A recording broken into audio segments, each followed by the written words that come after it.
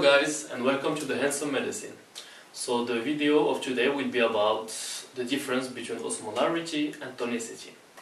In the last video I mixed up osmolarity and osmolality. So it's very simple, I will rewind it. Osmolarity is the number of osmol into liters of solution, and osmolality is the number of osmol in 1 kilogram of solute. So you just change it in your mind. It was just a little mistake, it doesn't matter now. So what's the difference between both of them? So let's start. For osmolarity, how do we calculate it? I know I said this in the last video, I will do it in another way, but very quick. It's G multiplied by the concentration. G is the number of particles in which the solute dissociates into solution.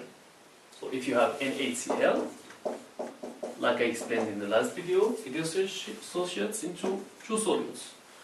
So G equal to the concentration. If you have 1 millimole of NaCl, the concentration will be 1 millimole per liter. That's simple. So the osmolarity of 1 millimole of NaCl into solution will be 2 osmoles per liter. If we take the urea, if we have 2 millimoles of urea, for example, so how much will be the G of urea? Just think. It will be 1, because it doesn't dissociate. Urea remains urea. So it's 1 multiplied the concentration is 2. So per 2. So it's 2 osmoles per liter. Milliosmoles, because it's millimoles. Anyway, we say that the calculated osmolarity is the same, so they're iso-osmotic. And now let's get to tonicity. It's more complicated, you will see now.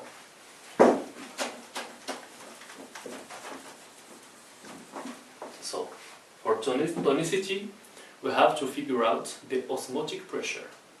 The osmotic pressure is the pressure that the solutes exerts in the solution when two solutions are separated by a semi-permeable membrane. That's the osmotic pressure.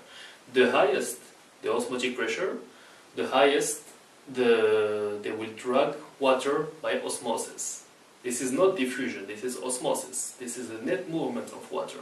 I explained in the last video that the solutes, they block this water from going from a solution to another one, and this is what we call osmotic pressure. So the highest it is, the more water it will drag. So this is very important.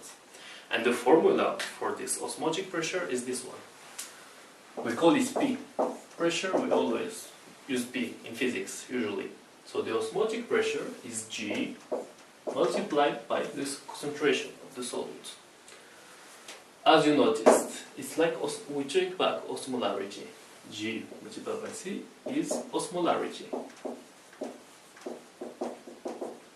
Okay?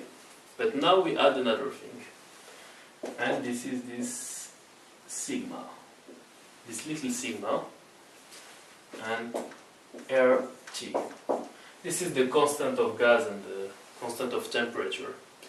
We don't care about it. It's just to calculate the pressure. We have to know the constant of gas and temperature in the solution. That's what it is. We will focus on that. What's the reflection coefficient? It's very simple.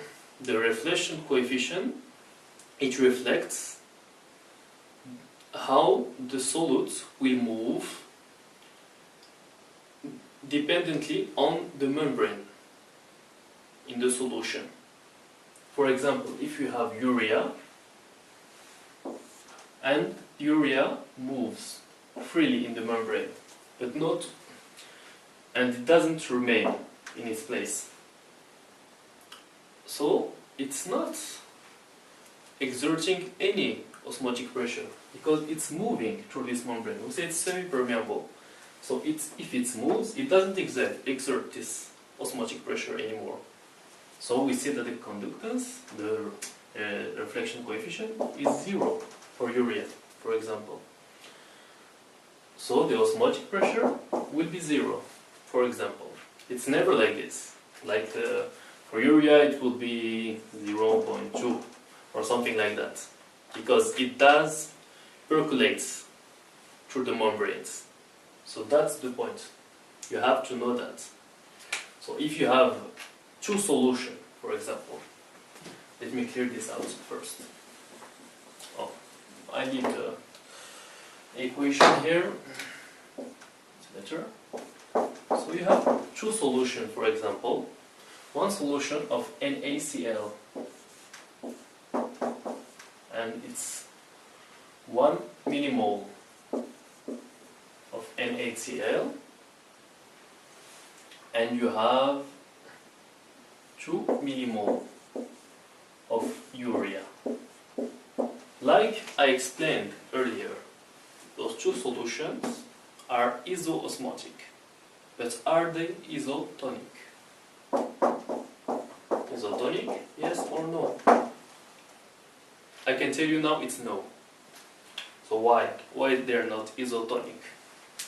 Because if you place them in a semi-permeable membrane and you take into account this reflection coefficient, let's say that the G for NaCl is 2 and the G for urea is 1. Let's say it like this, so we don't complicate things. Here, the reflection coefficient for urea, let's say 0.2. And let's say that the reflection coefficient for NaCl is 1. So you see where I'm getting at. The reflection coefficient of NaCl is superior to the reflection coefficient of urea. So sigma NaCl is superior to sigma urea. So the osmotic pressure of NaCl is superior to the osmotic pressure of urea. So now you can guess from what I just said. If the osmotic pressure of NaCl is superior to the osmotic pressure of urea, it means that it will drag more water by osmosis. What does it mean? It's simple. If you have a solution A and a solution B, imagine here you have NaCl, like in this condition, with this G and this delta, that is equals 1, and in B you have the urea, and here NaCl. They're isoosmotic. That's when you calculate it, not when you put it one in front of the other. But when you want to know what will really happen, you have to calculate the osmotic pressure, because osmosis is determined by the osmotic pressure. So what will happen here? If the osmotic pressure of NaCl is higher than the osmotic pressure of urea, water will go there until they equilibrate.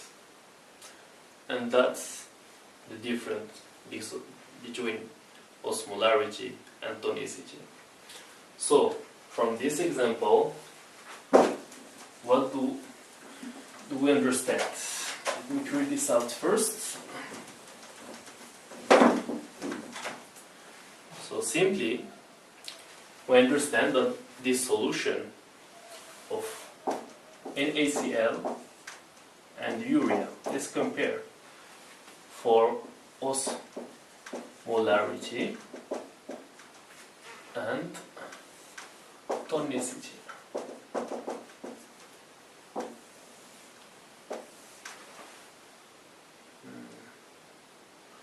The osmolarity of NaCl and urea is equal, but the solution of NaCl is hypertonic compared to the solution of urea. I said in the last video you have to compare to solution for the tonicity. Now I got into details, so you understand what I'm talking about. So, and the solution of urea is hypotonic.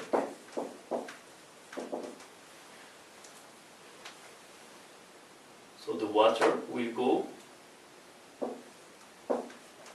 according to osmosis from the solution of urea to the solution of NaCl, and that's the difference. I hope you enjoyed this video. Next I will start some lessons in French, so I will take a little break and I will do what I did now in English in French, because I did like many videos now, so I have to do what I promised first. I said I will do it in 2 languages, so that's what I'm going to do. Afterward, I don't know the next subject that I will do. Maybe renal or cardio or the membrane. Maybe we'll talk about the carrier proteins on the membrane and active and passive transport. This is very important too, and it's kind of related to that, so I think I will do that. I hope you enjoyed this video, and see you. Bye bye.